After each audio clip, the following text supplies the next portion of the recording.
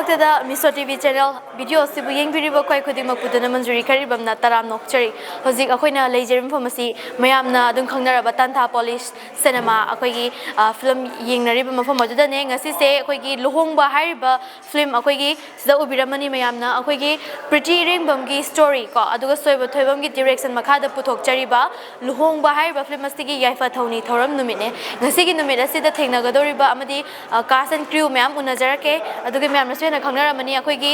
heroine gi haidi role logo da se chesu smitaga tetega ne ado makoi ani se akoi kitang mate chada badagi thengna ba phangautre but premier numita makoi ga wari yam nungai na sanajarake aduga da kishan amadi da james makoi ga dung wari sanabagi video mayam sum ubirani faza faza ba wari ngata ninga se sanajaraka dori base aduna mayam na akoi gi Miso TV channel bo support to view aduga hari ba video se makata na yengminers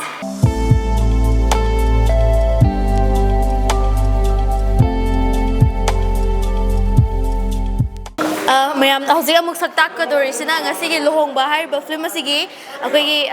afaba fataba dudi khangdre karamana sadoino dudi khangdre bako ado maming se character se kana sarino haiba dudi mayam da khangalake wari do paba misyaramani pada misyaramani aduna da james da kai sabidoino da kishan da kai sadoino do amtang khange da james dina kai character no haibi Susan gi character da Susan gi aduga da kishan gi Tamngan ba ado Luhongba hariba akoigi je Pretty Irengbam gi mai wari se adum adi maming se change sung tong tong do bane badi hero heroine se dum Susan adagi hero ni dana Juhi smile adum maming se swaisam lei bane ba ado daziam sana adum Susan dum pakna gre adagi je Pretty gi film ama su tawri ko akoi mamang na thengna kre ko ado dum maming se sana bane ado kai phaubi ge ngasi gi film se ngasai writer na haiba matam do ko nupa da khitang minung si utpa film na hai kre kai phaubi ge Kumlam coba. Adum nungai ni nak kale. Nungai ni nak kala. Hari ngasi gi film se ngasai je Pretty na hai petang thambiram bakanda akoi gi nupa na nupi da blackmail to budi koi me antare ko aduga nupi na nupa da blackmail to rok pagi timing haiba ama lai khreba ngasai che na thamak bakanda adugi timing se da James na hai film do number ka nu khangani ado nupi na nupa da blackmail to ba se adi hazar bra ka maina to ke sigi matang da Pretty na puthoi ba wari se yam phai tasena hai kai gino da nupa ma da namjhala thamba kaya amasu lai gre hoi ongdok pangam da ba nupa jidi koi je kap kanu bo hai ne ba yamang da adum koi gi harau na adum lai hai be gi mong da awa ba khang de hai be mong da adu Pretty gi ma gi wari sid di nupa da tawri ba domestic violence taw da banate nupi da khatang na te ba nupa da su tawri ne ba puthorok na da bai wa ne ba adu bo film china namaga taklak pa matam da mayam da su yingaga mahau tan na bagi hoi ngahan gay film mayam da koina uri se nupa na nupi otpa nga ta dam baloi uraga leramani takti engo da otro otore hadi mama gi da otli de mama gi hadi akoi gi da thoi ba soibam gi magi direction makha da mayam khangam ni mami gi leram biaro da james da je bizu otpa ko to yengo da na takti yengo aduna yengo da da ki san ge je yengo tor ka da mong de apha ba sari ra apha ta ba sari di khangre de mayam na Luhongba hariba film se soidana premier numita yengnaba khorang nangai biramo akoi su daijaramage film se namba hongnaba gi damakta ngasi YAIPHA THOUNI THOURAM numit ne YAIPHA mangol piba oirasanu mayam dagi su blessing ni jari mamangi akoi Miso TV ne unajaba matamda lonthok ta bihar ba film aduda akoi gi film adugi writer oibiki ba je Pretty Irengbam ko aduga ngasi gi Luhongba hariba film 6 yu writer amadi screenplay oibi ribani ko je se adu wari ha petang samlakpa ha petang mayam da nungai na ba oina haidi film se loiram dai oigera ama oigera koina BTS tha doi dira hoisi namba hodrimi na BTS kai ga kem tha dok trikanda che gi wari du da ha petang mayam da yengning na ba mong oigera eagerly haidi eager wa hen ba do adum tang thambi sigi se YouTube da tang khaim di tha dok khrabane ba ko adai film to de muk tang khaim se kitang phasal la thamme do sigi wari se anam bana utli se nupa ga nupi ga se koi right se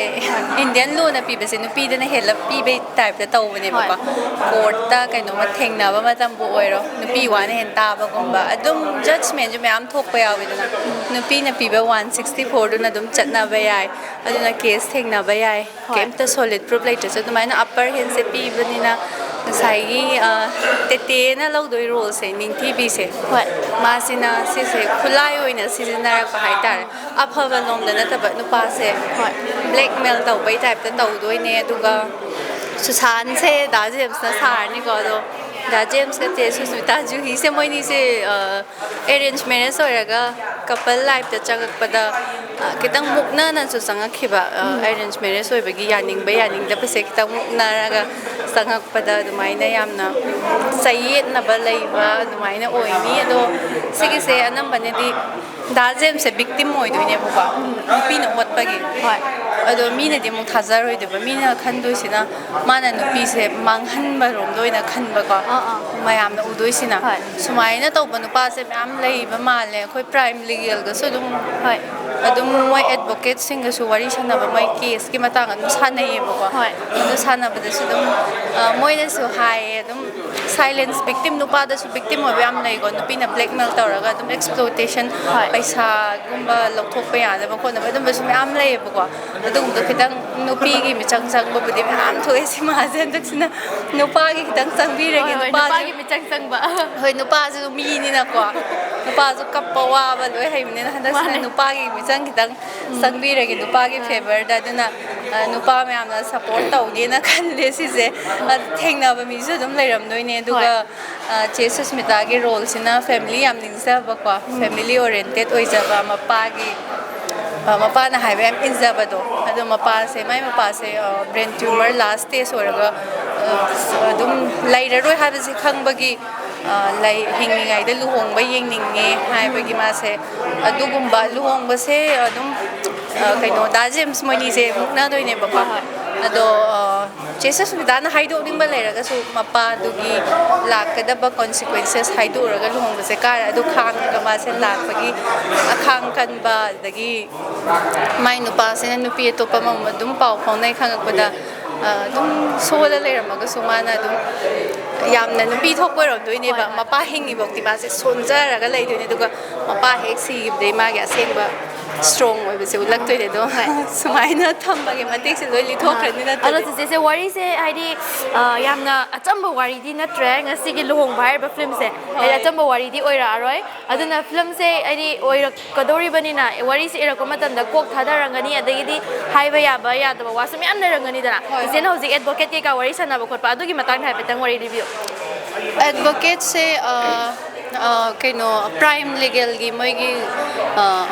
chamber ꯍꯥꯏꯇꯥꯔꯦꯅꯦ chamber office ꯑꯣꯏꯅ ꯂꯩꯕ prime legal ꯒ꯭ꯔꯨꯞꯀꯤ ꯃꯣꯏꯒꯤ ꯈ꯭ꯋꯥꯏ senior advocate sir ꯑꯅꯤꯛꯁꯦ ꯃꯥꯁꯦ supreme ꯀꯣꯔꯠꯇꯁꯨ practice ꯇꯧꯔꯒ ꯌꯥꯝ ꯆꯥꯎꯕ ꯑꯦꯗꯚꯣꯀꯦꯠꯅꯦ ꯍꯥꯏꯇꯥꯔꯦ ꯑꯗꯣ ꯑꯗꯨꯝ ꯑꯩꯁꯦ ꯑꯩꯈꯣꯏ ꯄꯨꯄꯨꯁꯨ ꯑꯣꯁꯤ ꯑꯣꯏꯔꯛꯄꯅꯤꯅ ꯑꯥꯏꯟꯁꯦ ꯌꯥꯝ ꯈꯪꯅꯤꯡꯉꯦꯕꯀꯣ ꯂꯣꯒꯁꯦ ꯑꯃꯨꯛ ꯃꯀꯣꯛꯇꯩ ꯇꯝꯁꯤꯔꯥ ꯀꯥꯏ ꯈꯟꯕꯁꯨ ꯌꯥꯎꯋꯦ ꯈꯪꯅꯤꯡꯕꯒꯤ ꯑꯗꯣ ꯑꯗꯨ ꯇꯝꯃꯨꯗ꯭ꯔꯒꯁꯨ ꯃꯣꯏꯅ ꯑꯗꯨꯝ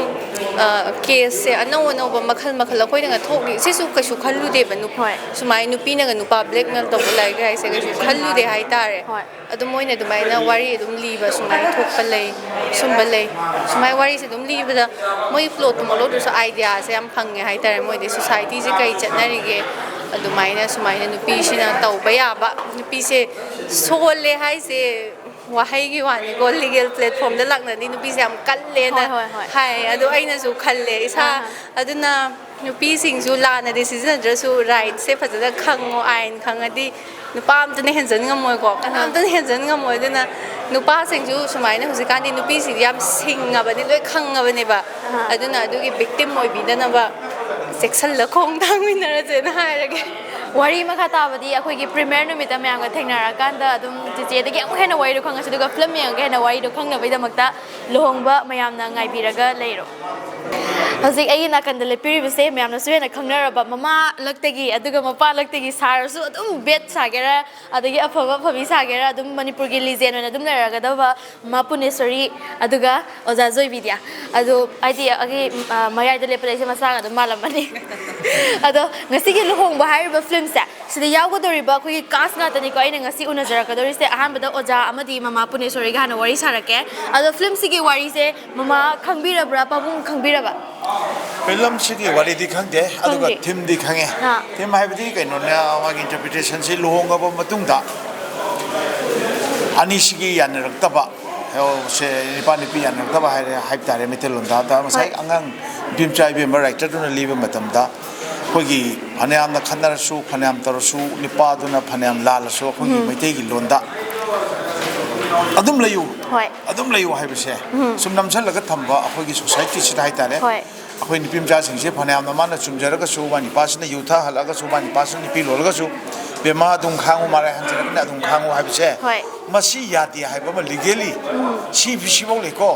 akhoi na sibok to bi ai ko to madu uthok pagi film ne na hai biram ni adu hodi khang hoi ado mama hoji pabung na hai da khangbi khre na hai di film sigi matang hai di telak pang sai writer na hai rak da ado mama gi wakhal lon da kai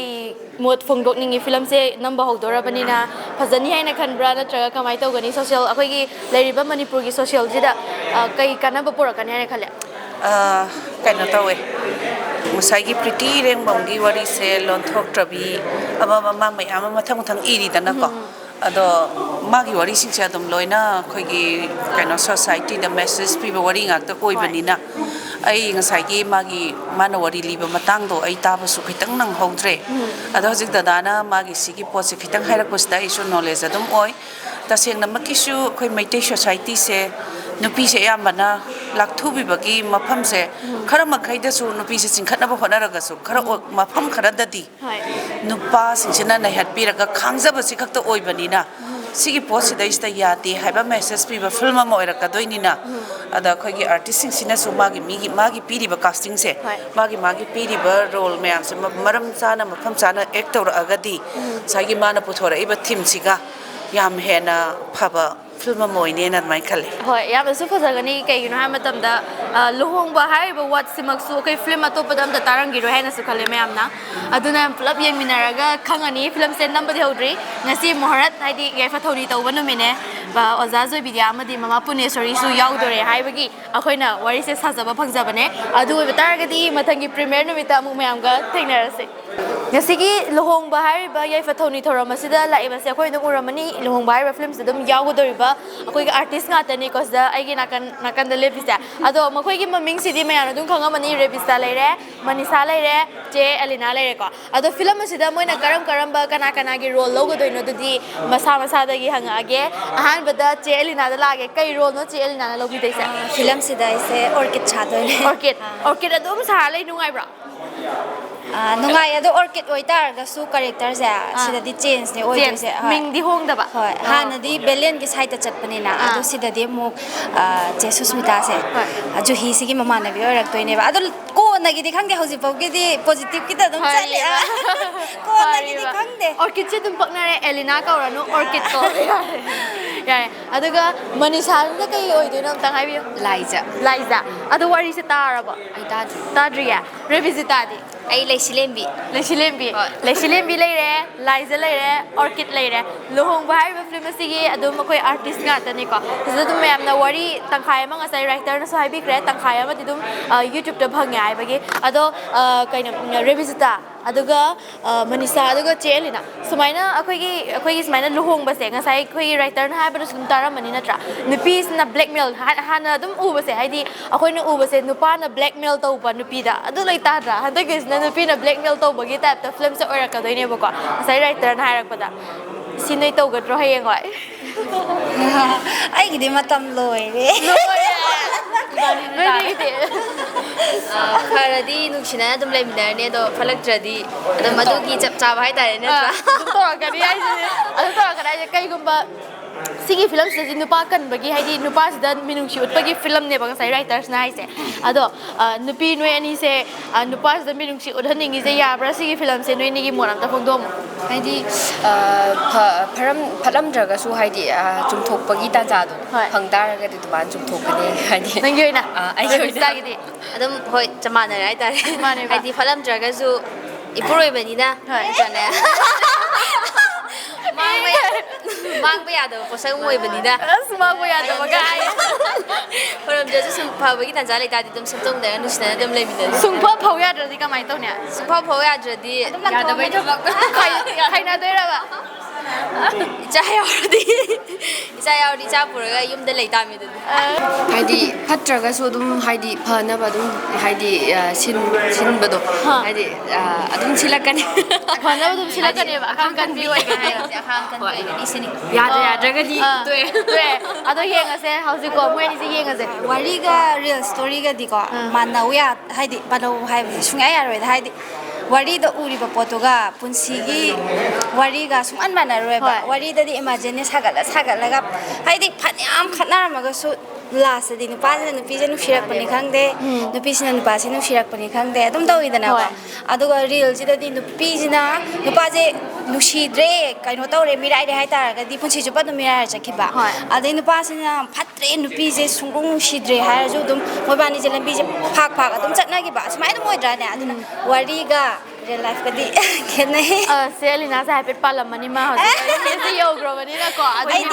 ai se wari yam tai ba ai 2013 swai dagi ai wari pare na manga ngoina Facebook haidi smaina YouTube ta recording ngoina thok tring hai dagi ko Facebook page dagi wari si pa adum historical election kai nam lebi do adum maraga ma budi adum kaino tawre aduga khai corona matam se swai dagi adum wari swai kan di mi jing je wari tare adu matung class 10 11 12 swai ji wari da ngaw bi ne ba aduna wari ga real story thengnari ba myam haidi mitna ju uwa myam lai tra aduna sungman mana de wari ga kaino ga de na punsi da thok ya ponte hai ba wari ga kaino ga se punsi da thok ya roi man na roi hai ba ado yengase myam luhongba da moi na lorei ba character se haidi ming siga sanar bra na tra sanar da bra do premiere no mit myam khangani nungsu nongai gani hai na khangani bye sigi luhongba hai film asida akoi gi makeup artist oina laigadori bi mi ba haidi daton nei re aduga samchi le ka mokoi ani na ngasi gi luhongba da ngasai akoi na ukriba crew amade crew nate cast actor actress sing do mokoi gi masak sing je olal la kadori ba ani ni ko zale pisa ado ngasi gi thoiba soibam gi film se myam na dum pam nei ko magi direction makha da puthok ba ja sumaina magi project phang ba se kai phau ge habi yam nungai ye sumaina hoi da thoiba pun mamang song lokra pam ningo pun ga ka dak na ni su ne do yam nungai bu ka samsi som dang thambi thoiba soibam gi makha da taw ba sa han do na lokra pam ni mon ando lo ga nusilai rambi na ma hoje kan tawre du su priti gi oi do ni ando gi matung da phajabi hu na ma su kan tawre du buti mohor kan tawdri da ga sisi ga mari su ba project oi do ni luhongba hai se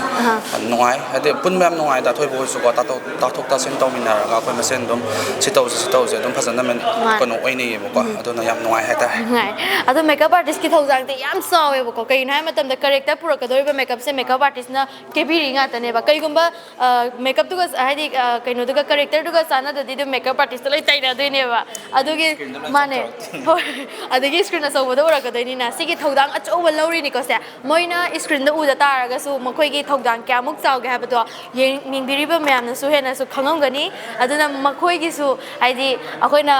interview lor ko matam da actor actress khatang gi pukling thogot pa do ado khatang na tawi da makoi bu su pukling thogot pi o haina haizage sedikit apa tu gini bang, menggunakan sahabat desk itu. Asyik terus lagi CPS pasti nanti kasus bonus, asyik nampak tu dengar benar bang. Khusus zaman terpuruk sini actor di presiden desk. Election diri bang, CPS pasti nanti kasus bonus di funda akan dapat lihat tu benar bang. Setelah itu bisa difunda, bisa. Nangi microphone do si dak kiran da bi yu do ge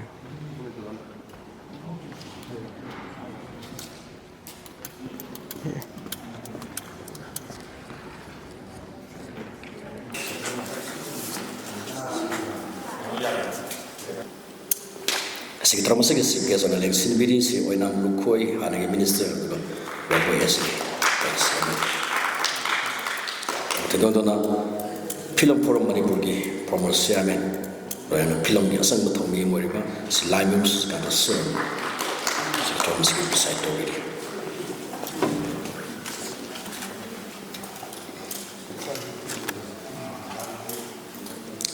Sini actor gil Manipur presiden si TS kiti si Thomas ki kasih honor raya election ni.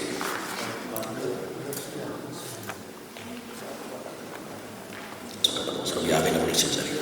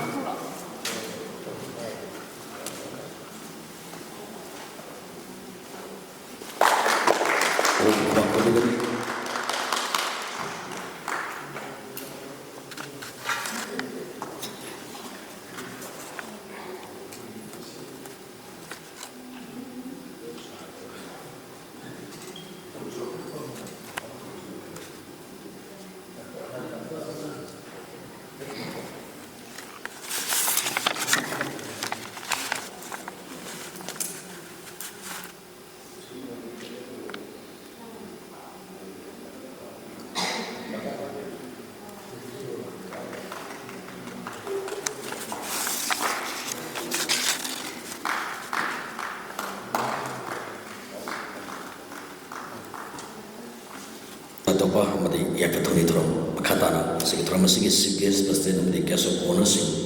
amadi cast amadi crew members sing mathum sa tabina sinsari ani bamana yang film production gi banner makha da patok sariba film sing da gi thram sing da he na matam sana duga tuan tuan bataba thram sing lerika su asin bakya ma undu pidana sarugya bebani asigi thram sigi preside to bidi si live members kan da sama promotional film program manipur asigi thram sigi CPS si oinam lukhoi promoter minister wa koi asim su ka kono ursari guest of honor oina lengsin bidi ba duga tuan tuan ba sai haja ke bidi support to bibani na yang film production gi tuan tuan bataba thram sing duga koina to jarak ba duga matam matam knowledge to jaba kya da as a senior actor moina duga senior actor guild manipur ki president to ka bidi ba to des ketri asigi thram sigi da guest of honor oina so ya be da hani le da ka kono ursari duga mang da lengsin bidi ba special inviters sing duga yang film production gi tuan tuan ba film sing producer duga cast and crew members sing kuma po ka so ka kono ursari daga makatana asigi thram sigi YAIPHA THOUNI ki taram producer na hoto pikir untuk da makatana cast and crew members sing na iski puja to ki taram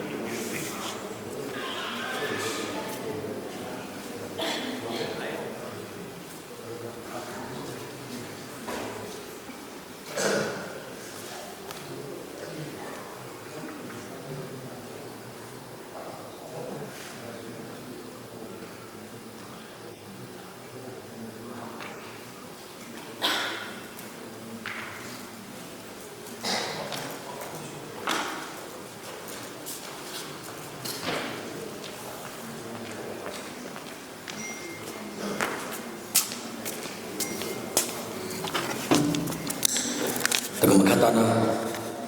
marak dalam level artis sing itu gas, jadi member sing itu matang-matang. Kalau terus masih terus seru ya bikin itu kan. Dan kau sendiri itu na. Yang film production ki banner makata priti Irengbam ki hoji phabada leri film sing ICI kira ayamba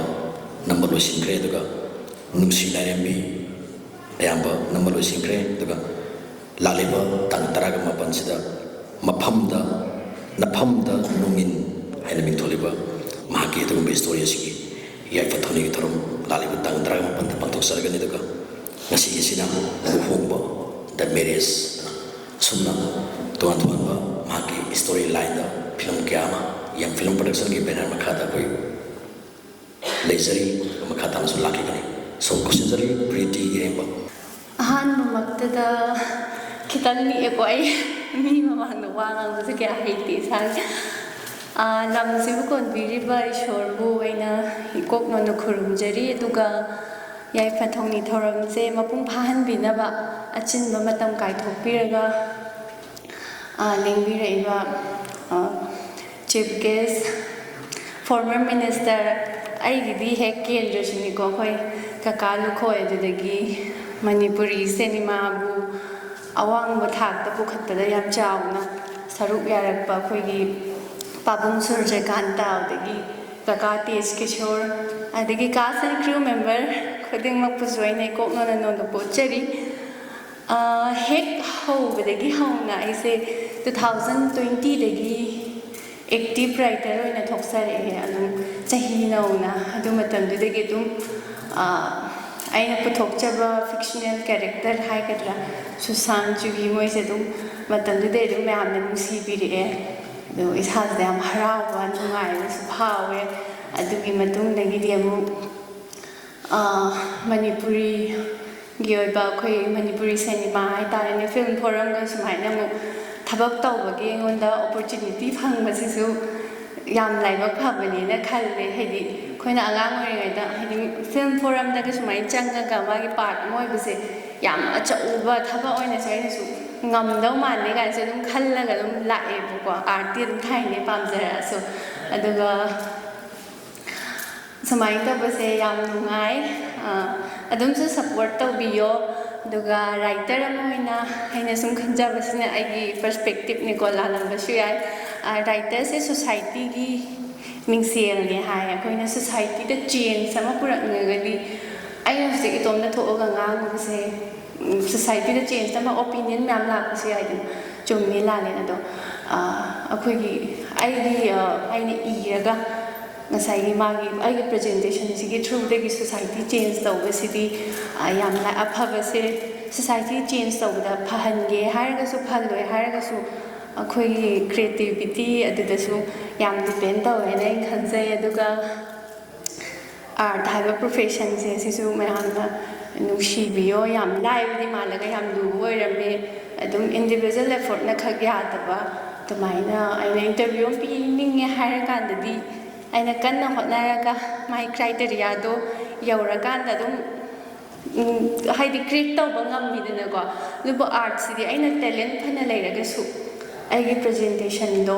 public na pamam so chang ai talent pyam nei haraga su public support yauragadi adum adu so mu yaradine duna public na nungsibiringe mi nungsibiringe matamda adum nolu aga chatpa si yam darkar oi khale je tu dunga na chatpa ngamjage aduga wari ki oba samlapa plot hairagadi genre se makhal makhal ma'am try tawre dum romance family drama dagi feminism gi oba dum tawre to hadakisina kitang feminism sidi dum mayamna feminism dum taw hadakisina nupa gi side da kitang lawbiraga khoi nupa oba sing sigi side da kitang lawbiraga ine sumaina moi gi su kitang akhoina support tawbiba ma changi society na su khalaga sumai iba wari ama khakne khoi gi Indian law na dum nupa ma nupi ma thingna base legal platform da laknaraga di hoi last ki judgment na moraga su nupi gi wana kitang hena tarap chatle da ko khoi Indian law se dum ainu su same ne upper hand se nupi da su hena pi do haiba se khangma nupi sing na misuse tawba lana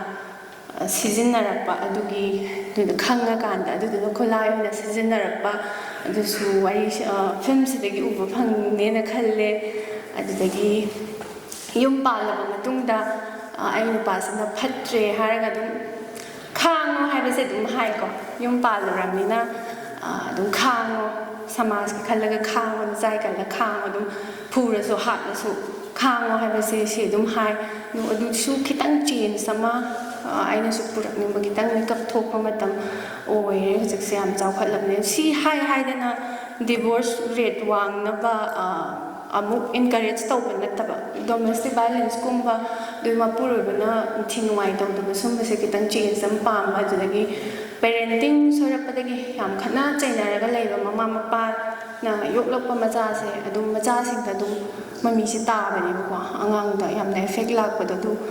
adumai utpa wari film ama khak oine naina kitang society da change sama puba ngamnaba aina su kan hotnarake dogi cast and crew members sing na su aina khanjari ba expectation je yohan bine na khalle dudagi hoi hana punba su myam yaure punba ba se yaure dai mamang da dai samai yaubse dum thabak ni khang matam se phangdaba adudagi yamanga lon thoktabi tawkhiba ai sei gira nang silai bem tai se yaw phangdeba ado hoi che susmita ga ani shuba pundoine la james ka budi ahan boire ama de 19 gi sida mo punlani adagi hana punba dum dariga director su leire ko adum hanai punba dariga no su dum punlani adagi makeup su handagi adum pullaga lae anobada amu arbin mo punlani smaina anoba adum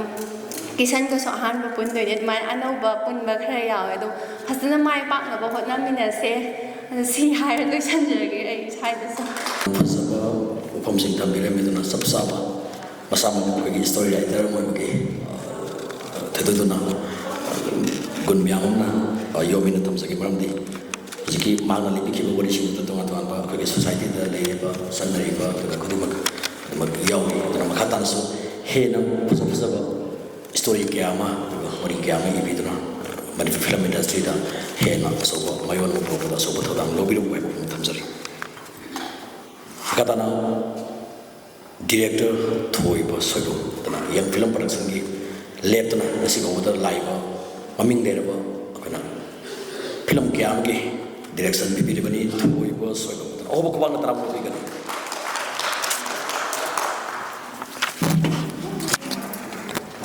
Thagachari an mamaktada asigi dais member oina lengsin biriba kai khumna jariba chief guest ki phamlang lengsin biriba oinam lukoi singh former minister wangoi assembly constituency amadi president ki phamlang lengsin biriba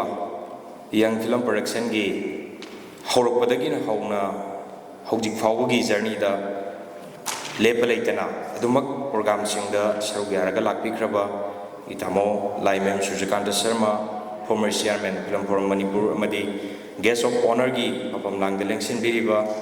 aina harau harau haijarugu matam de sagi sinba kya bu kaitok biduna lengbire iba sine actor gil manipur gi president gi tawai bu biriba tamo tes kestri ahan mamakta kai kumna bamdi noluku cheri amadi ngasigi program function asigi mangda lengsin biriba ngasigi cast crew khudingmak mingamam toina pandragasu khudingmak bu aina kai khumna bamdi taram na ukcheri tasengna ꯌꯥꯝ ꯀꯟꯅ ꯁꯥꯡꯅ ꯂꯧꯖꯔꯣꯏꯒꯦ ꯑꯩꯈꯣꯏ ꯒꯦꯁꯁꯤꯡꯁꯨ ꯏꯁꯥꯒꯤ ꯆꯤꯟꯕꯁꯤꯡ ꯆꯠꯀꯗꯕ ꯂꯩꯕꯅ ꯇꯦꯟꯇꯛꯄ ꯋꯥꯐꯝ ꯈꯔ ꯁꯨꯝ ꯊꯝꯖꯔꯒ ꯂꯣꯏꯁꯤꯟꯖꯒꯦ ꯇꯁꯦꯡꯅ ꯄ꯭ꯔꯤꯇꯤ ꯏꯔꯦꯡꯕꯝꯒꯤ ꯐꯤꯂꯝꯁꯦ ꯁꯤꯒ ꯊꯥꯅ ꯃꯥꯒꯤꯁꯦ ꯑꯍꯨꯝꯂꯛ ꯁꯨꯕ ꯈꯨꯠ ꯊꯥꯖꯕ ꯑꯗꯨꯒꯨꯝꯕ ꯄ꯭ꯔꯣꯖꯦꯛ ꯑꯃꯈꯛ ꯑꯣꯏꯒꯗꯣꯏꯅꯤ ꯃꯥꯒꯤ ꯃꯃꯥꯡꯗ ꯄ꯭ꯔꯣꯖꯦꯛ ꯑꯅꯤ ꯍꯧꯖꯤꯛ ꯑꯟꯗꯔ ꯄ꯭ꯔꯣꯁꯦꯁꯇ ꯂꯩꯔꯒ ꯂꯥꯛꯂꯤꯕ ꯑꯦꯄ꯭ꯔꯤꯜ ꯊꯥꯗ ꯃꯌꯥꯝꯗ ꯈꯨꯠꯁꯤꯟꯅꯅꯕ ꯊꯧꯔꯥꯡ ꯇꯧꯔꯤ ꯑꯩꯁꯦ ꯑꯩꯒꯤꯔ ꯍꯥꯏꯅ ꯃꯤꯡꯊꯣꯟꯕ ꯐꯤꯂꯝ ꯑꯁꯤ ꯁꯨꯡꯁꯣꯏ ꯁꯣꯏꯗꯅ ꯑꯩꯈꯣꯏ ꯆꯠꯂꯤꯕ ꯊꯥ ꯑꯁꯤꯒꯤ ꯑꯦꯄ꯭ꯔꯤꯜ ꯊꯥꯗ ꯑꯉꯥꯡꯁꯤꯡꯒꯤ ꯑꯦꯛꯖꯥꯝꯁꯤꯡ ꯂꯣꯏꯁꯤꯜꯂꯛꯂꯕ ꯃꯇꯨꯡꯗ ꯎꯠꯅꯅꯕꯒꯤꯗꯃꯛꯇ ꯑꯗꯨꯛꯀꯤ ꯃꯇꯤꯛ 90% ꯂꯣꯏꯁꯤꯜꯂꯒ ꯂꯩꯔꯦ ꯍꯥꯏꯔꯤꯕ ꯐꯤꯂꯝ ꯑꯁꯤ ꯑꯦꯄ꯭ꯔꯤꯜ ꯊꯥꯗ ꯃꯌꯥꯝꯗ ꯈꯨꯠꯁꯤꯟꯅꯖꯒꯅꯤ ꯑꯗꯨꯒ ꯃꯥꯒꯤ ꯅꯨꯡꯁꯤ ꯂꯥꯏꯔꯦꯝꯕꯤ ꯍꯥꯏꯗꯅ ꯐꯤꯂꯝꯁꯤꯁꯨ ꯍꯧꯖꯤꯛ ꯑꯟꯗꯔ ꯄ꯭ꯔꯣꯁꯦꯁꯇ ꯁꯨꯇꯤꯡ ꯇꯧꯔꯒ ꯂꯩꯔꯕ ꯑꯗꯨꯒꯨꯝꯕ ꯐꯤꯂꯝ ꯑꯃꯈꯛ ꯑꯣꯏ ꯑꯗꯨꯒ ꯌꯥꯝꯅ ꯂꯥꯏꯕꯛ ꯐꯕꯗꯤ ꯄ꯭ꯔꯤꯇꯤ ꯏꯔꯦꯡꯕꯝꯒꯤ ꯄ꯭ꯔꯣꯖꯦꯛ ꯊꯥꯖꯕꯤꯗꯨꯅ ꯁꯤꯟꯅꯕꯤꯔꯤꯕ ꯄ꯭ꯔꯣꯗ꯭ꯌꯨꯁꯔꯁꯤꯡ ꯂꯣꯏꯅꯅ ꯔꯥꯏꯇꯔꯒꯤ ꯁꯥꯏꯠꯇ ꯑꯩꯒꯤ ꯃꯥꯏꯀꯩꯗꯒꯤ ꯊꯥꯒꯠꯄ ꯑꯃꯗꯤ ꯅꯨꯡꯉꯥꯏꯕꯗꯨ ꯐꯣꯡꯗꯣꯛꯆꯔꯤ ꯉꯁꯤꯒꯤ ꯂꯨꯍꯣꯡꯕ ꯍꯥꯏꯔꯤꯕ ꯐꯤꯂꯝ ꯑꯁꯤꯅ ꯃꯍꯥꯛꯀꯤ ꯑꯍꯨꯝꯁꯨꯕ ꯑꯗꯨꯒꯨꯝꯕ ꯄ꯭ꯔꯣꯖꯦꯛ ꯑꯃꯈꯛ ꯑꯣꯏꯒꯗꯣꯔꯤ ꯑꯗꯨꯒ ꯂꯥꯛꯂꯤꯕ ꯆꯠꯂꯤꯕ ꯊꯥ ꯑꯁꯤꯒꯤ ꯂꯥꯛꯂꯤꯕ ꯇꯥꯔꯤꯛ 18ꯗ ꯃꯍꯥꯛꯀꯤ ꯋꯥꯔꯤ ꯅꯐꯝꯗ ꯅꯣꯡꯏꯟ ꯍꯥꯏꯔꯤꯕ ꯐꯤꯂꯝ ꯑꯁꯤꯁꯨ ꯏꯁꯥꯃꯛꯅ ꯗꯤꯔꯦꯛꯁꯟ ꯄꯤꯗꯨꯅ ꯌꯥꯏꯐ ꯊꯧꯅꯤ ꯇꯧꯅꯕꯒꯤꯗꯃꯛꯇ ꯁꯦꯝ ꯁꯥꯗꯨꯅ ꯂꯩꯔꯤ ꯍꯥꯏꯖꯕ ꯇꯥꯔꯦ ꯇꯁꯦꯡꯅ ꯌꯪ ꯐꯤꯂꯝ ꯄ꯭ꯔꯣꯗꯛꯁꯟꯒꯤ ꯆꯠꯂꯤꯕ ꯖꯔꯅꯤꯗ ꯍꯧꯖꯤꯛ ꯐꯥꯎꯕꯒꯤ ꯑꯣꯏꯅ ꯇꯣꯉꯥꯟ ꯇꯣꯉꯥꯟꯕ ꯐꯤꯂꯝꯁꯤꯡ ꯃꯌꯥꯝꯗ ꯑꯗꯨꯛꯀꯤ ꯃꯇꯤꯛ ꯈꯨꯠꯁꯤꯟꯅꯖꯈ꯭ꯔꯦ ꯃꯤꯌꯥꯝꯅ ꯍꯧꯖꯤꯛꯃꯛ ꯄꯥꯝꯅꯔꯤꯕ ꯑꯗꯨꯒ ꯃꯤꯌꯥꯝꯅ ꯉꯥꯏꯅꯔꯤꯕ ꯐꯤꯂꯝꯁꯤꯡ ꯍꯧꯖꯤꯛ ꯂꯦꯞꯇ ꯂꯩꯔꯀꯥꯟꯗ ꯃꯤꯌꯥꯝꯗ ꯊꯥꯗꯣꯛꯅꯕ ꯁꯦꯝ ꯁꯥꯖꯔꯤ ꯅꯨꯡꯁꯤꯕꯩꯅꯤ ꯅꯨꯡꯁꯤꯃꯟꯕꯩ 4 ꯁꯤꯖꯟ 4 ꯑꯗꯨꯒ ꯃꯃꯤꯒꯤ ꯂꯥꯏꯔꯦꯝꯕꯤ 3 ꯑꯣꯜꯃꯣꯁ ꯂꯣꯏꯔꯒ ꯂꯩꯈ꯭ꯔꯕ ꯐꯤꯂꯝꯁꯤꯡꯅꯤ ꯑꯗꯨ ꯃꯤꯌꯥꯝꯗ ꯊꯥꯗꯣꯛꯀꯗꯕ ꯈꯛꯇꯃꯛ ꯉꯥꯏꯔꯦ ꯂꯣꯏꯅꯅ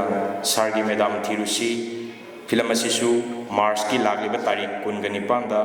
MSFDSꯗ ꯄ꯭ꯔꯤꯃꯤꯌꯔ ꯁꯣ ꯎꯠꯅꯕꯒꯤꯗꯃꯛꯇ ꯁꯦꯝ ꯁꯥꯕ ꯈꯨꯗꯤꯡꯃꯛ ꯂꯣꯏꯗꯨꯅ ꯂꯩꯔꯦ ꯇꯣꯉꯥꯟ ꯇꯣꯉꯥꯟꯕ ꯔꯥꯏꯇꯔꯁꯤꯡ ꯈꯨꯠ ꯊꯥꯖꯔꯦ ꯍꯥꯏꯖꯕ ꯇꯥꯔꯦ ꯑꯗꯨꯛꯀꯤ ꯃꯇꯤꯛ ꯐꯤꯂꯝꯁꯦ ꯍꯧꯖꯤꯛ ꯑꯟꯗꯔ ꯄ꯭ꯔꯣꯁꯦꯁꯇ ꯂꯩꯕ ꯐꯤꯂꯝꯁꯤꯡ ꯐꯤꯂꯝ 10ꯒꯤ ꯃꯊꯛꯇ ꯂꯩꯔꯤ ꯑꯗꯨꯕꯨ ꯆꯍꯤꯁꯤꯃꯛꯇꯗ ꯂꯣꯏꯅ ꯐꯣꯡꯕꯗꯤ ꯌꯥꯔꯣꯏꯗꯕꯅꯤꯅ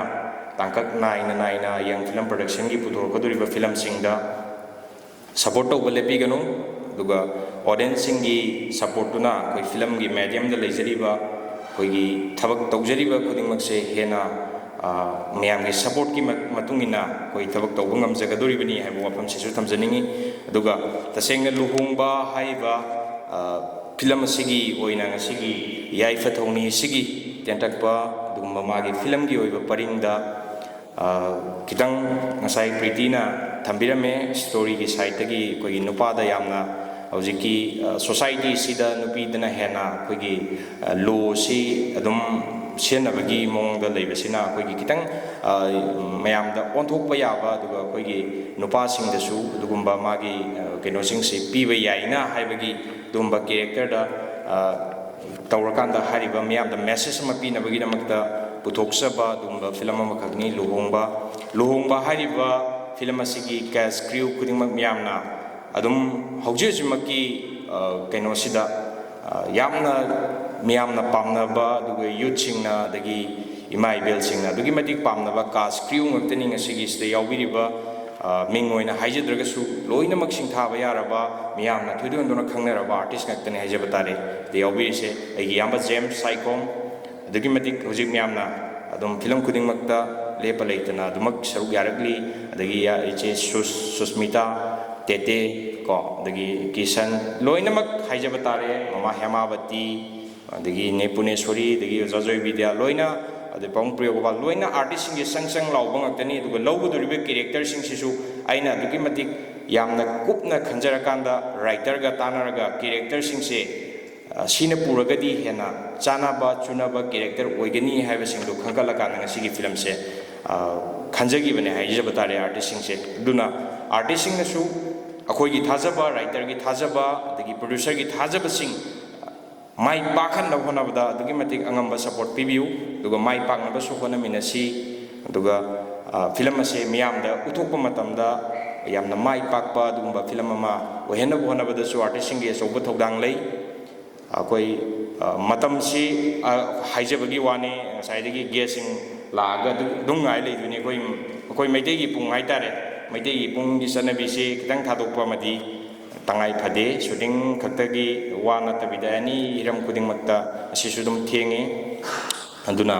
ꯌꯥꯔꯤꯈꯩ ꯑꯩꯈꯣꯏ ꯃꯇꯝ ꯉꯥꯛꯅ ꯆꯠꯅꯕ आर्टिस्टसिंगी शेड्यूल मतम चाना पीबीदुना फिल्म असे हौग्रगदी होइना यामना मरकता लेप्पा लेहनिंगदबा हाइजबा तारे अदुना आर्टिस्टसिंगी शेड्यूल सिंगसु मतम चाना पीबीरगा शूटिंग मतम दोरसु मतम चाना लाक्पीबा दुगा मतम चाना हनबिको मतम चाना लाक्पीरमो मतम चाना हनबिगो shooting फजना तौमिनसी अदुगा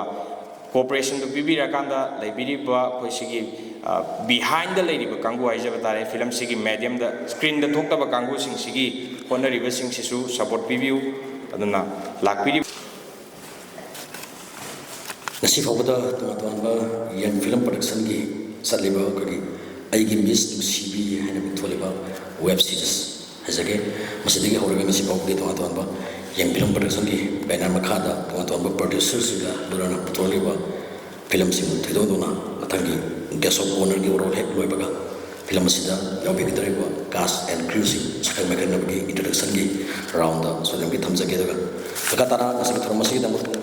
guest of honor gi role to gina ba passenger cine act nong kurum jari mai tangbal gi pam lang sin de lingsin biri ba sarlu khoi former minister social workers so haijage adugi mati yamre to will be activities sing for the development of the Kendra as well as Manipur. Tamo Surjakanta and Nana Kambire, Punshisi, Katogla, when you film with the Makta, President from Pamla, the Thoromapu, from Pamla, the Links in Biri. Mang the Links in Biri, Kai Kumisariba, Amojopidia, Chemavati, Loina Nate artisting, Mingwena Loina Panchadragashu, Muzapuneshuri, Links in Biri, James Saikom, Heartthrob. Actor of Manipur haijage loina Susmita leire egisa tede sapam chulere director amadi crew members sing ge dumak koiga khana jaduna loina jaduna leijaba ngaktani toiba haini ake chulei tre toiba gidi aina pakhali ni ma hujik liapta tara amale ohum mama mu yam thuna because YAIPHA THOUNI THOURAM TORNI has a traum de Shurani Duna. By the end of 2026, Makutta nearly 15 films day ongoing process so in a leptale bor su loi bor su thadu bor su kharam de thadu ni hare April dege parikha loi baga. Being a filmmaker, a film da saru ya jaba moina quite degi kalak jaba hai tare and he would say, Nina film Pasapa Putoga, me young ladies, young Kale, Kalapai the Patabron and Teco. Kamina my paino, Kamina Hodli Ankano, Karam the Putoino, making the process, the Karam the Torga Tuna Luidibano, I see. I sam Chohorkumatam, Kanjakiba, Movinina. Dam Namadu, in on the Kalakchaba, or the Gidi Kanging Bama powder on a day. Adu thoibagi si yam phajana adu yam thuna puthuena mini yeng do film su mu oi da ba mina mu yeng khalak ba film se aduga YAIPHA THOURAM thorum je mai tha khudingi natre mai si fortnight khudingi hapta khudingi ga tor pagi mo ma lei ai su khara yaw jare do aduga mai pai sina kai no hai ba se masigi reason sina pan thiri je du ngasi makti haidok chararoi point manga khakti phangi thoibena mai pak pagi ai ma gi yang films ki Facebook page yeng ba hore Mara Lokotliba film gi thematic value oiriba stories in Sikari no si yang jaba hore Marak sidamu yam nungai jari si isa haigadra isan haigadra sahi gi hardi isa haibe yare duga ai wakan gi hardi isal lamadi khoi gi inkaka ga ko ne mai tar priti se mai mami ke PRETTY adaida priti ena nang se priti priti ni hai aina sum ta ba da masi ya hostess ko ena ta ya de chumra lam de subject to correction my experience am le ni aduma nga sai tholpada ai ni ena ma hai ba yam ngai mana flight manung do ore de ni piroi du ni ma microphone da phana law de ni kon phajaba ma khol do thok to ni mayam si any type of problem la ko man da madu man overcome to na bo na do ni yak da ka le ba thaba kai to de ko ni su ku re adu man nga si hai ba du yam phase adu man lo khati ba thin je luhongba hariba themsida mana lokhalisi luhongba haraga nupi nupa nuksinaraga yum ama panbadu nattabada madugi luhongba dugi behind the madugi controversy lakpa madugi class lakpa anigi marta yanaraktaba aduga ai namakha primary gel hai namakha yawe masi ai hangbani ado thoibadiri hangudre primary gel harisi mapan ki prime channel ki du oirabra natraga legal ki oiba pautak sing long marandi pritina iba matamda legal ki oiba mayam ama hapak tar input mayam do hapak pada soidr mak advocate kande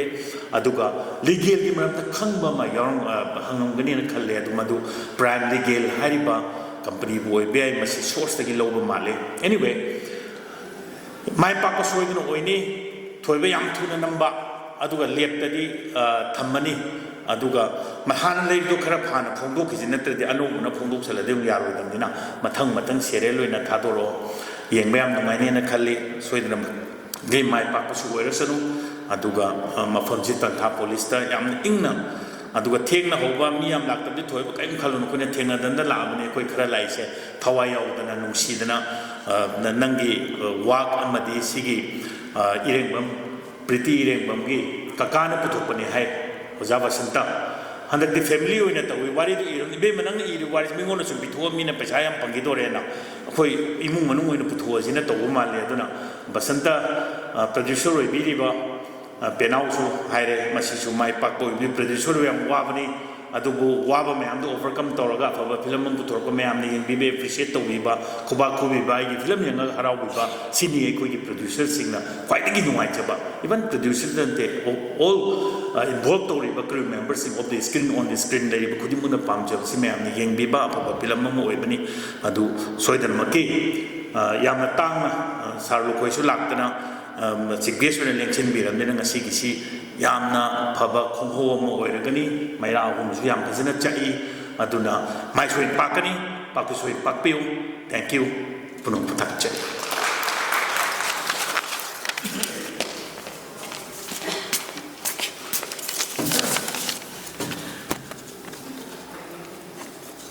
asa hazake bani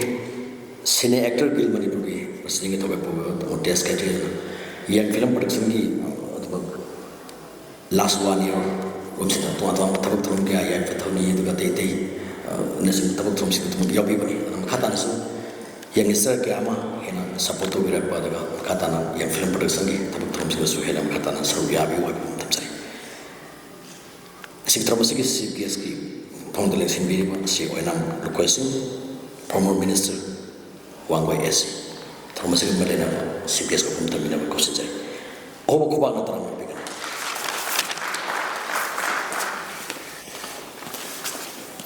Agachari Purmapu An Tada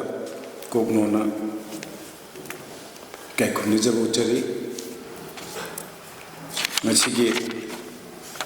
YAIPHA Rabanumit YAIPHA Pungham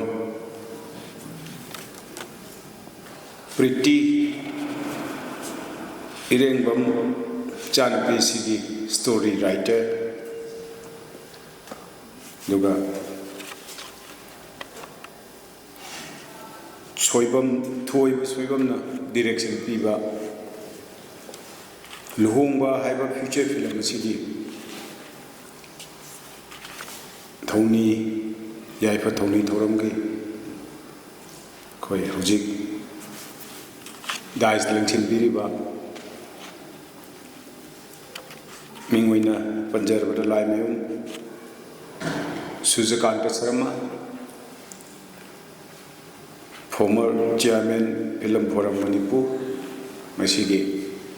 YAIPHA THOUNI THOURAM masigi president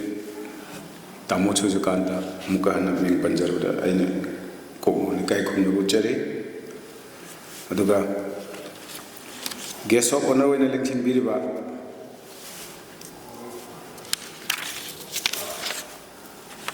cine artist Gil Manipur President Wibiriba sorry guest of honor in election biriba Mingwena Angachare Yamba Tes Khetri Yamna Teleleba artist samagi chapchaba gunjenba ꯃꯥꯛꯁꯨ ꯃꯃꯥꯡꯗ ꯑꯩꯈꯣꯏꯅ ꯎꯖꯈꯤꯕꯗ ꯑꯇꯣꯞ ꯑꯇꯣꯞꯄ film ꯀꯌꯥꯗꯁꯨ ꯑꯐꯕ role ꯁꯥꯕꯁꯨ ꯌꯥꯎꯏ ꯐꯠꯇꯕ role ꯁꯥꯕꯁꯨ ꯌꯥꯎꯏ ꯌꯥꯝꯅ ꯀꯔꯤ ꯍꯥꯏꯅꯤ ꯏꯃꯥꯟꯗ ꯃꯥꯟꯕ ꯑꯗꯨꯒꯨꯝꯕ ꯌꯥꯝ ꯇꯦꯂꯦꯟ ꯂꯩꯕ ꯅꯨꯄꯥ ꯑꯃꯈꯛꯅꯤ ꯍꯥꯏꯗꯅ ꯑꯩ ꯇꯦꯖ ꯈꯦꯇ꯭ꯔꯤ ꯏꯌꯥꯝꯕꯕꯨꯁꯨ ꯏꯀꯥꯏꯈꯨꯝꯅ ꯎꯠꯆꯒꯦ ꯃꯥꯡꯗ ꯂꯦꯡꯁꯤꯟꯕꯤꯔꯤꯕ ꯉꯁꯤꯒꯤ ꯂꯨꯍꯣꯡꯕ ꯍꯥꯏꯕ ꯐꯤꯂꯝ ꯑꯁꯤꯒꯤ ꯊꯧꯗꯥꯡ ꯂꯧꯕꯤꯒꯗꯧꯔꯤꯕ senior artist senior actor senior actress ꯑꯗꯨꯒ ꯐꯤꯂꯝ ꯑꯁꯤꯒꯤ ꯍꯦꯔꯣ ꯍꯦꯔꯣꯏꯅꯤ ꯑꯗꯨꯒ ꯁꯄꯣꯔꯇꯔ ꯔꯣꯜꯁ ꯌꯪ ꯑꯦꯛꯇꯔ ꯑꯦꯛꯇ꯭ꯔꯦꯁꯁꯤꯡꯕꯨꯁꯨ ꯏꯀꯥꯏ ꯈꯨꯝꯅꯖꯕ ꯎꯠꯆꯔꯤ ꯑꯗꯨꯒ ꯐꯤꯂꯝ ꯑꯁꯤꯒꯤ ꯀꯥꯁ ꯑꯦꯟ ꯗ ꯀ꯭ꯔꯨ ꯄꯨꯝꯅꯃꯛꯄꯨ ꯁꯨꯞꯆꯟꯖꯔꯒ ꯑꯩꯅ ꯏꯀꯥꯏ ꯈꯨꯝꯅꯕ ꯎꯠꯆꯒꯦ ꯑꯗꯨꯒ ꯁꯤꯒꯨꯝꯕ ꯐꯤꯂꯝ ꯑꯁꯤꯒꯤ ꯌꯥꯏꯐ ꯊꯧꯅꯤ ꯊꯧꯔꯝ ꯑꯁꯤꯒꯤ ꯑꯩꯍꯥꯛꯄꯨꯁꯨ ꯏꯟꯚꯥꯏꯠ ꯇꯧꯕꯤꯔꯛꯇꯅ ꯁꯤꯒꯨꯝꯕ ꯊꯧꯔꯝ ꯑꯁꯤꯕꯨ ꯁꯔꯨꯛ ꯌꯥꯕ ꯐꯪꯍꯟꯕꯤꯕꯒꯤꯗꯃꯛꯇ ꯑꯩꯈꯣꯏꯒꯤ ꯄ꯭ꯔꯣꯗ꯭ꯌꯨꯁꯔ ꯕꯁꯟꯇ ꯏꯔꯦꯡꯕꯝ ꯄꯦꯅꯥꯎ ꯍꯥꯏꯔꯒꯁꯨ ꯈꯪꯅꯕ ꯑꯩꯅ ꯍꯥꯏꯅꯤꯡꯉꯥꯏ ꯂꯩꯇꯅ ꯇꯧꯕꯤꯃꯟ ꯈꯪꯕ ꯎꯠꯆꯔꯤ ꯀꯩꯁꯨ ꯌꯥꯝꯅ ꯑꯩꯁꯨ ꯁꯥꯡꯅ ꯍꯥꯏꯖꯔꯣꯏ ꯑꯩꯒꯤ ꯅꯨꯡꯒꯤ ꯑꯣꯏꯕ ꯏꯁꯥꯒꯤ ꯑꯣꯄꯤꯅꯤꯌꯟ ꯈꯤꯇꯪ ꯁꯤꯌꯔ ꯇꯧꯖꯒꯦ ꯃꯔꯝꯗꯤ ꯄ꯭ꯔꯣꯐꯦꯁꯟꯁꯤ ꯑꯩꯈꯣꯏꯅ ꯇꯣꯉꯥꯟꯕ ꯄ꯭ꯔꯣꯐꯦꯁꯟꯅꯤꯅ ꯑꯩꯈꯣꯏ ꯌꯥꯝꯅ ꯍꯦꯟꯅ ꯃꯁꯤꯗ ꯑꯦꯛꯁꯄꯤꯔꯤꯌꯦꯟꯁ ꯂꯩꯖꯕꯁꯨ ꯅꯠꯇꯦ ꯑꯗꯨ ꯑꯩꯅ ꯊꯝꯖꯅꯤꯡꯕꯗꯤ ꯑꯩꯈꯣꯏ ꯄꯣꯛꯂꯛꯄꯗ ꯃꯤꯑꯣꯏꯕ ꯑꯩꯈꯣꯏꯁꯤ ꯄꯣꯛꯂꯛꯄꯗ ꯅꯨꯄꯤ ꯑꯣꯏꯔꯒꯁꯨ ꯅꯨꯄꯥ ꯑꯣꯏꯔꯒꯁꯨ ꯏꯁꯣꯔꯅ ꯑꯩꯈꯣꯏꯗ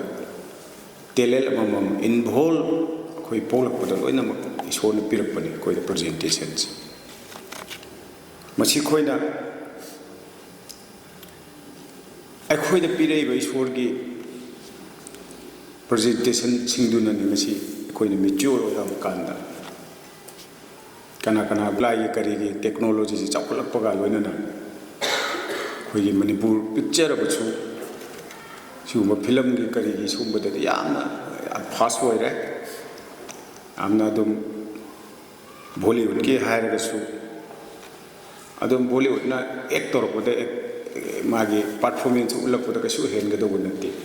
ꯇꯧꯕꯇꯕꯨ ꯐꯤꯂꯝ ꯑꯃ ꯀꯨꯝꯕ ꯐꯤꯂꯝ ꯑꯃ ꯅꯝꯕ ꯐꯤꯂꯝ ꯑꯃ ꯄꯨꯊꯣꯛꯄ ꯍꯥꯏꯕꯁꯤ ꯍ꯭ꯌꯨꯖ ꯑꯦꯃꯥꯎꯟ ꯑꯃ ꯑꯩꯈꯣꯏꯗ ꯃꯗꯨꯒꯤ ꯆꯦꯂꯦꯟꯖꯤꯡ ꯑꯃꯗꯤ ꯂꯩ ꯆꯪꯉꯒ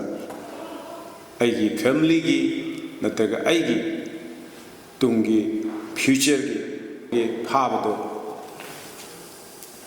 ꯕꯣꯂꯤꯋꯨꯗꯀꯤ ꯐꯤꯂꯝ ꯑꯦꯛꯇꯔ ꯑꯐꯥꯎꯕ ꯃꯌꯥꯝ ꯑꯃ ꯊꯣꯛꯂꯛꯑꯒ ꯃꯥꯒꯤꯗꯃꯛꯇ ꯄꯥꯡꯅꯔꯒ ꯍꯧꯖꯤꯛꯀꯤ ꯀꯣꯃꯦꯗꯤꯌꯟꯗꯨ ꯖꯦꯜ ꯌꯧꯈꯤꯗꯦ ꯚꯥꯔꯠꯀꯤ ꯈ꯭ꯋꯥꯏꯗꯒꯤ ꯑꯦꯛꯁꯄꯦꯟꯁꯤꯞ ꯑꯣꯏꯕ ꯑꯗꯨꯒꯨꯝꯕ ꯁ꯭ꯇꯦꯠ ꯑꯃꯅꯤ ꯑꯗꯨꯒ ꯌꯥꯝꯅ ꯀꯗꯥꯏꯗꯒꯤ ꯍꯧꯔꯛꯏ ꯙꯔꯃꯦꯟꯗ꯭ꯔ ꯀꯗꯥꯏꯗꯒꯤ ꯍꯧꯔꯛꯏ ꯒꯥꯏꯁꯦ ꯃꯣꯏ ꯕꯣꯝꯕꯦꯗꯨꯗ ꯄꯣꯛꯄ ꯑꯃꯠꯇ ꯅꯠꯇꯦ ꯑꯗꯨꯒꯤ ꯃꯇꯧꯗꯨꯗꯤ ꯑꯩꯈꯣꯏꯁꯤꯅ ꯇꯝꯕꯗ ꯃꯌꯥꯝ ꯑꯃ ꯑꯩꯈꯣꯏ ꯐꯤꯂꯝꯁꯤꯒꯤꯗꯃꯛꯇ ꯁꯔꯨꯛ ꯌꯥꯕꯤꯗꯅ ꯊꯣꯛꯄꯤꯔꯛꯂꯤꯕ ꯑꯗꯨꯒ ꯃꯆꯤꯟ ꯇꯨꯝꯈꯠꯂꯛꯂꯤꯕ ꯌꯥꯝꯅ ꯅꯍꯥ ꯑꯣꯏꯔꯕ ꯑꯉꯥꯡ ꯇꯦꯂꯦꯟ ꯂꯩꯔꯕ ꯌꯥꯝꯅ ꯌꯥꯎꯔꯤ ꯌꯦꯡꯕꯗ ꯑꯩꯈꯣꯏ ꯉꯁꯤꯈꯛ ꯎꯏ ꯑꯩꯈꯣꯏ ꯏꯆꯟꯅꯨꯄꯤ ꯇꯦꯇꯦꯒꯥꯏꯁꯦ ꯑꯉꯥꯡꯁꯤꯡꯅ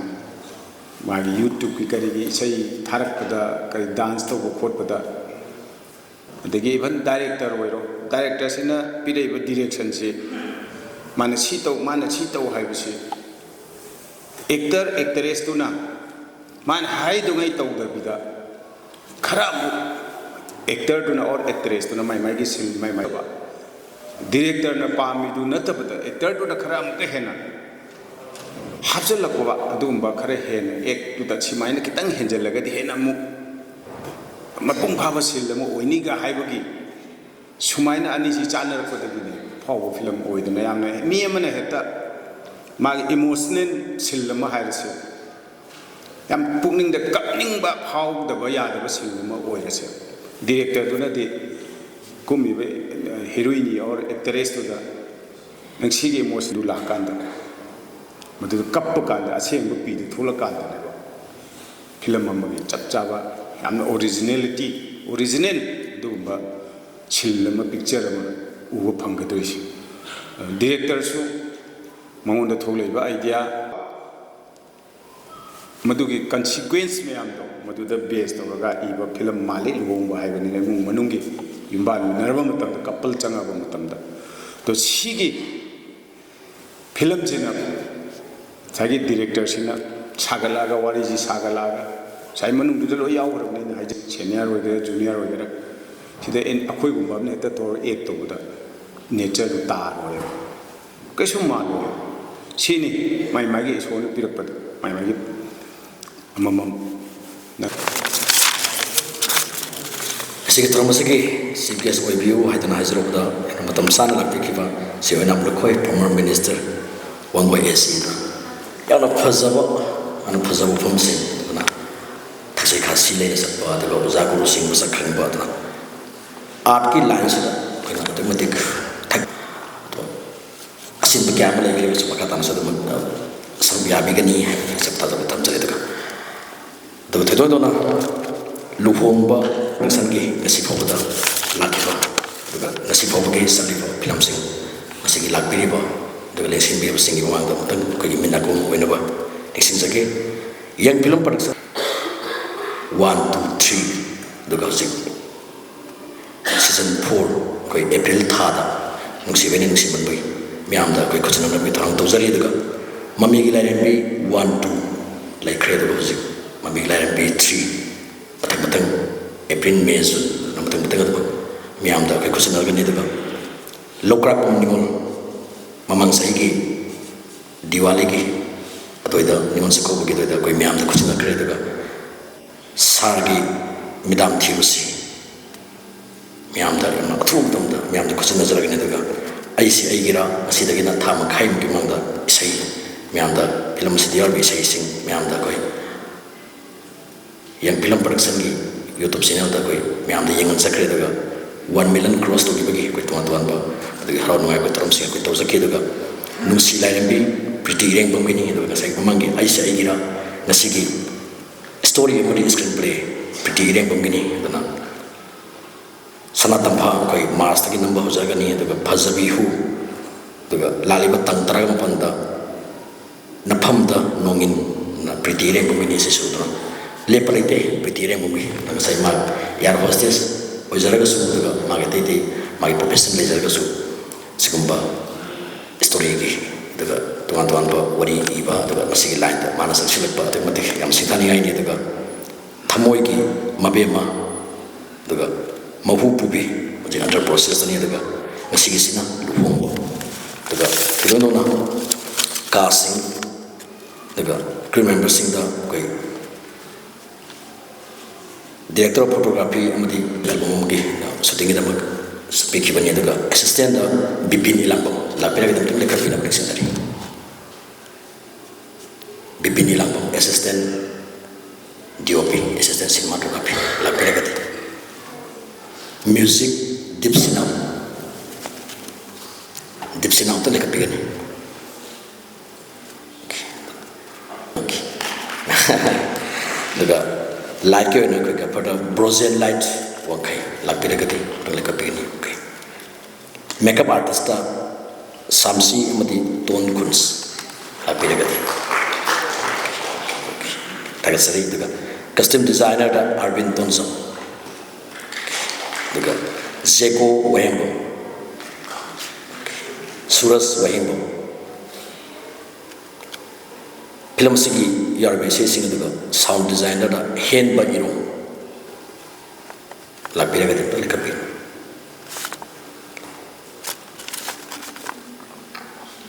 film asigi production controller manager da Rakesh amadi Rajesh yang masuk betul dan ni na hayang artis sing kudi mag tudo na Susmita Maksata pelika bigan da James Psycho Tete Sapo nauna masih dulu bini da Kisan Singang Oza Niktauza Zebidia lampun dekat bigan masih Ake Hemabati Ese pone sol.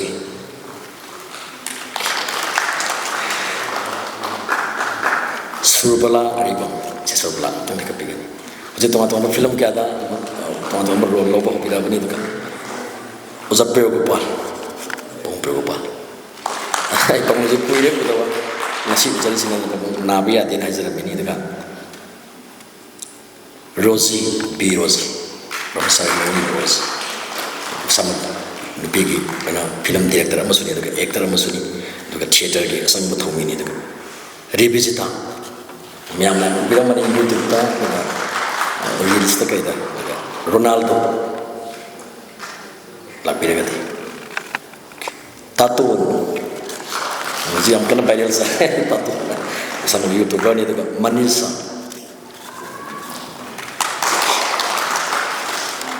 Elina Anu,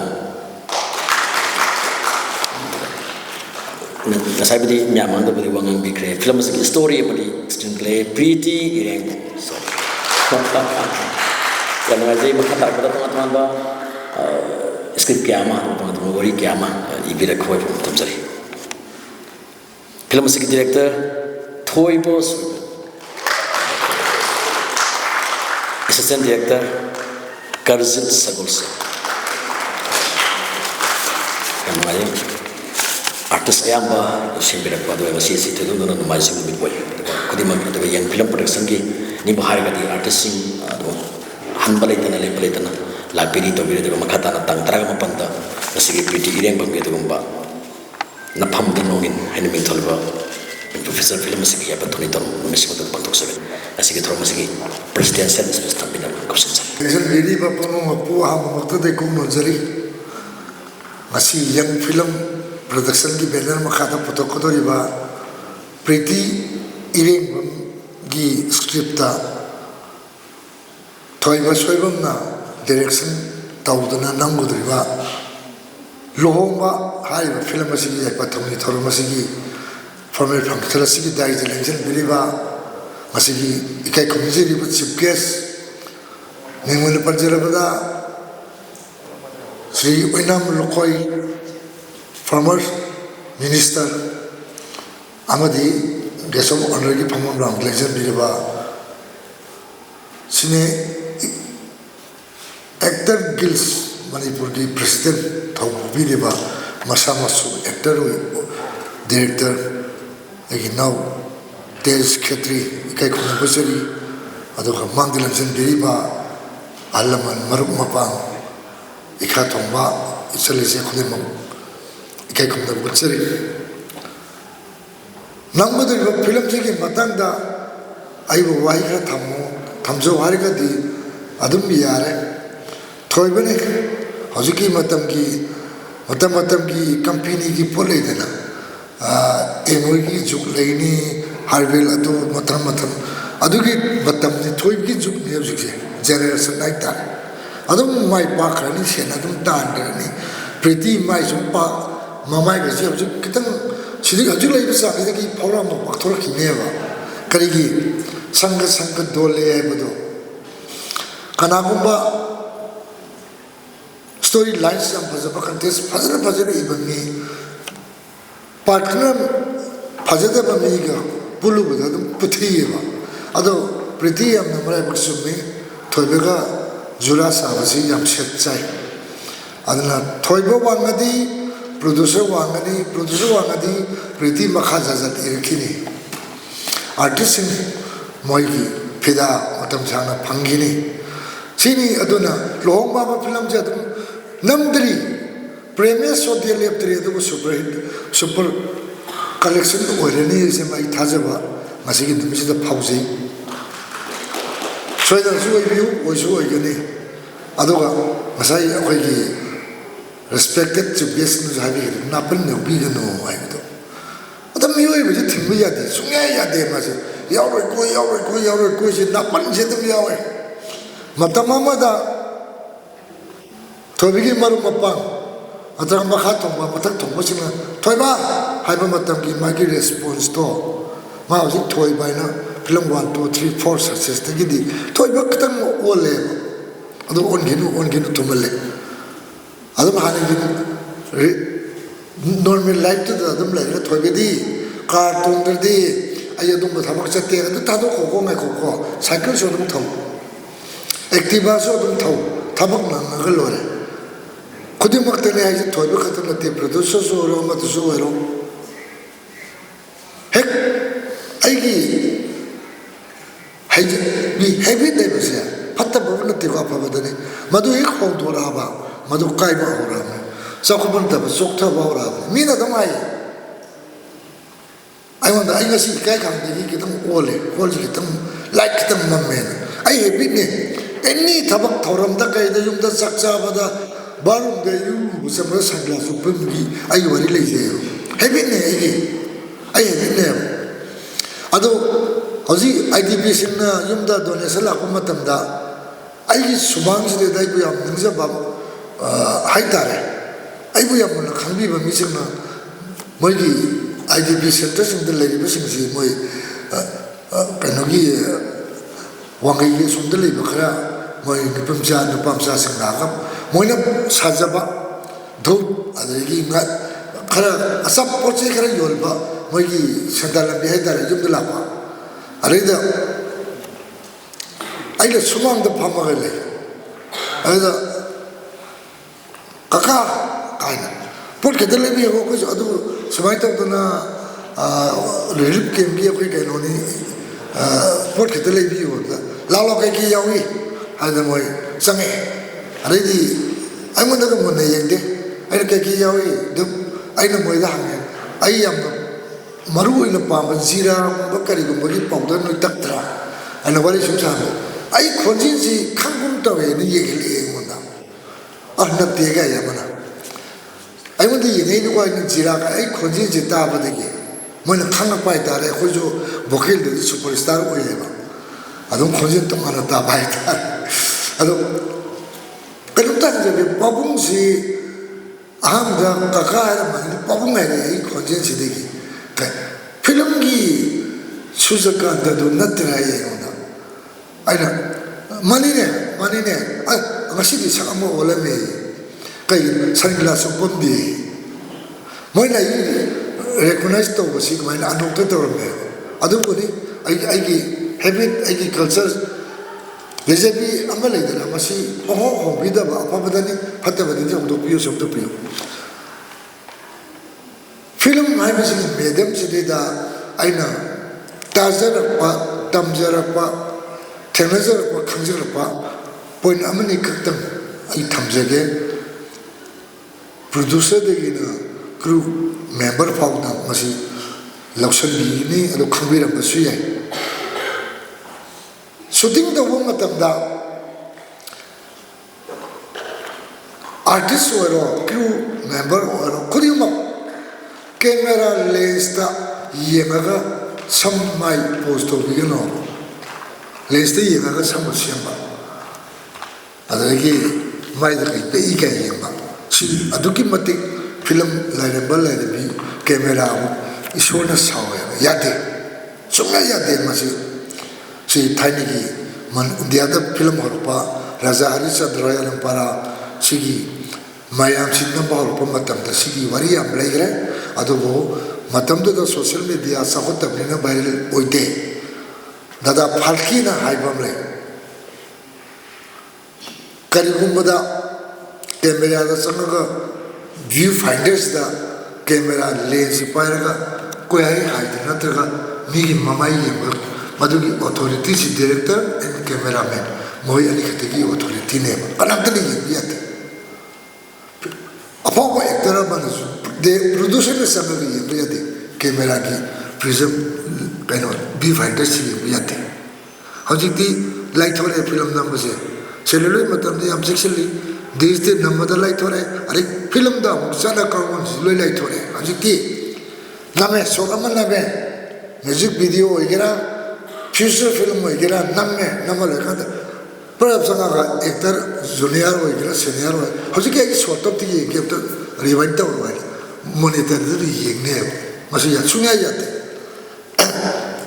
Yembadi Mami Tolakani Yayama, Ado Rustay Ateo. She has a Tadopio,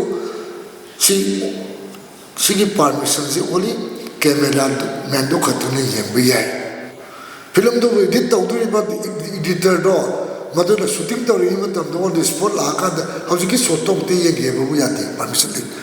grant to de so ya de producer yem su ya de director yembi yai ada director yeng da shung to ya ge na jikti min na bo shilaka na mane yeng ka number ki ke do na trail ji monitor ramada LCD amada factor yem ne ma ya ngak thimjelaga lo yem ne madu rusto so ya de adu mani prokata ne ta wise prithvi ki mapam amta da jo bogo si sanadri sikisi dada falke na mana ngangam audio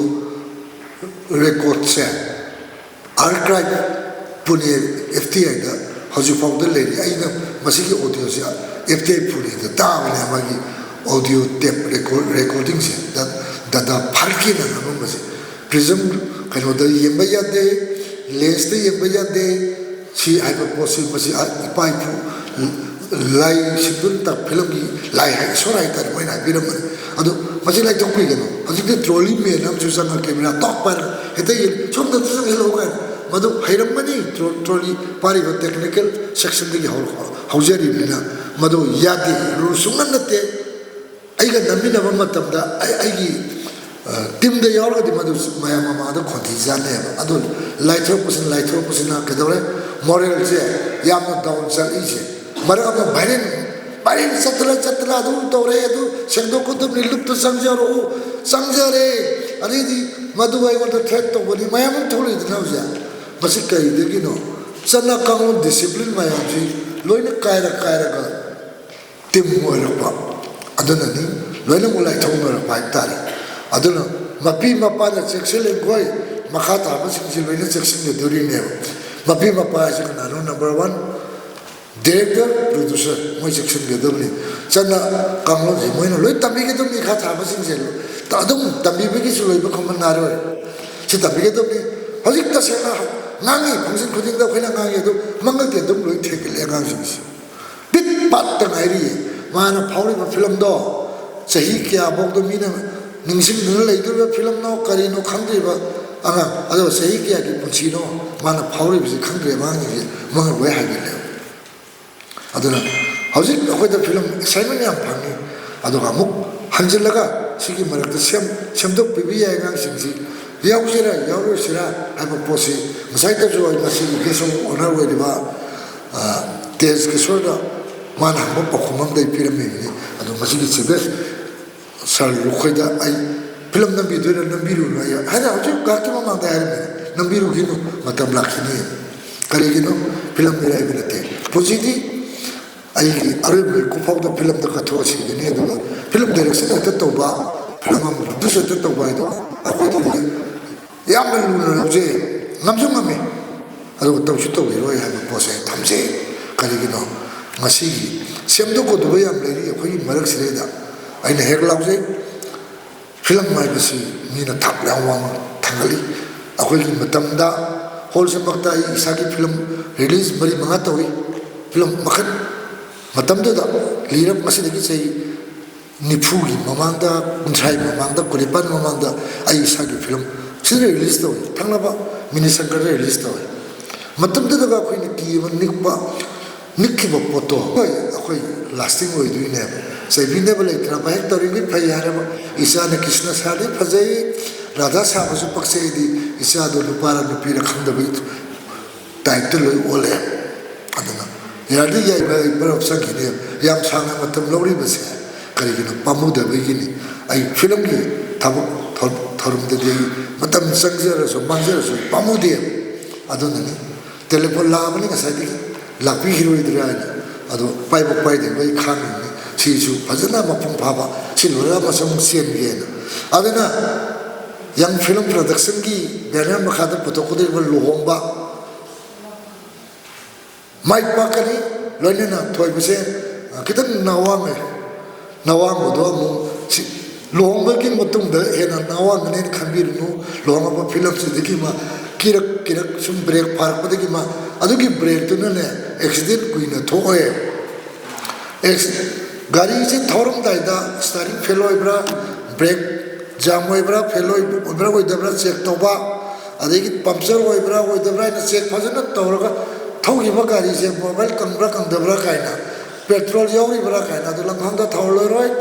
ꯒꯥꯔꯤꯗꯣ ꯊꯕꯛ ꯊꯧꯔꯝ ꯃꯄꯨꯡ ꯐꯥꯅ ꯇꯥꯏꯝꯗ ꯌꯧꯕ ꯉꯝꯅꯦꯕ ꯑꯗꯨ ꯅꯠꯇꯅ ꯃꯥꯏ ꯃꯤꯠ ꯊꯥꯒ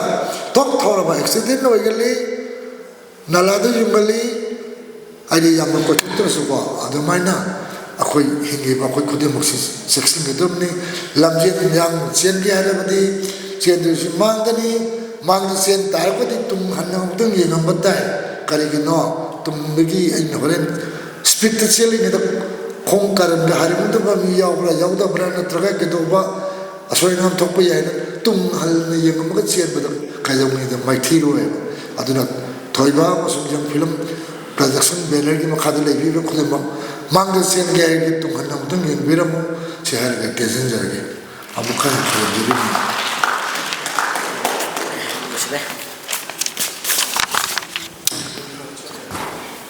ꯌꯥꯝꯅ ꯐꯖꯕ ꯋꯥꯐꯝ ꯊꯝꯕꯤ ꯑꯁꯪꯕ ꯊꯧꯃꯤ ꯐꯤꯂꯝꯒꯤ ꯑꯁꯪꯕ ꯊꯧꯃꯤ ꯑꯃ ꯑꯣꯏꯅ ꯂꯩꯔꯤꯕ ꯂꯣꯏꯅ former chairman film form Manipur ꯁꯤ ꯂꯥꯏꯃꯌꯨꯝ ꯁꯨꯖꯀꯥꯟꯇ ꯁꯔꯃ ꯑꯗꯨꯅ ꯇꯣꯉꯥꯟ ꯇꯣꯉꯥꯟꯕ ꯉꯁꯥꯏ ꯍꯥꯏꯖꯈꯤꯕꯗꯨꯅ ꯌꯦꯡ ꯐꯤꯂꯝ ꯄ꯭ꯔꯗꯛꯁꯟꯒꯤ ꯕꯦꯅꯔ ꯃꯈꯥꯗ ꯄꯨꯊꯣꯛꯈꯤꯕ ꯑꯩꯈꯣꯏꯒꯤ ꯐꯤꯂꯝꯁꯤꯡꯒꯤ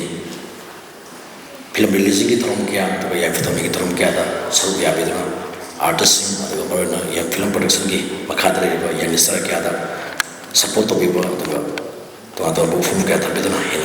hena pun thuk gitu yang film production ni mereka jadi su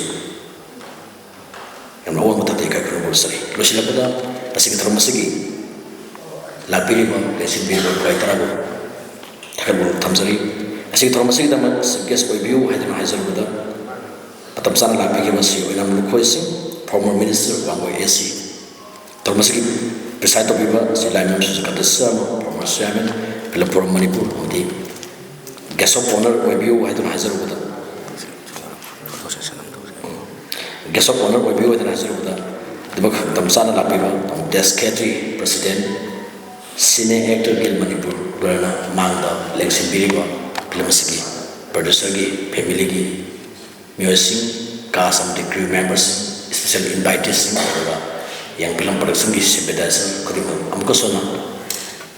yang awang mata teka kedua sebelumnya sekitar masih presiden gi ayah producer ga Luhongba ini mitoli ba debba Irengbam basanta elas penau no potopa ga pretty Irengbam gi debba story amri screenplay da thoi ba solomna direction piriba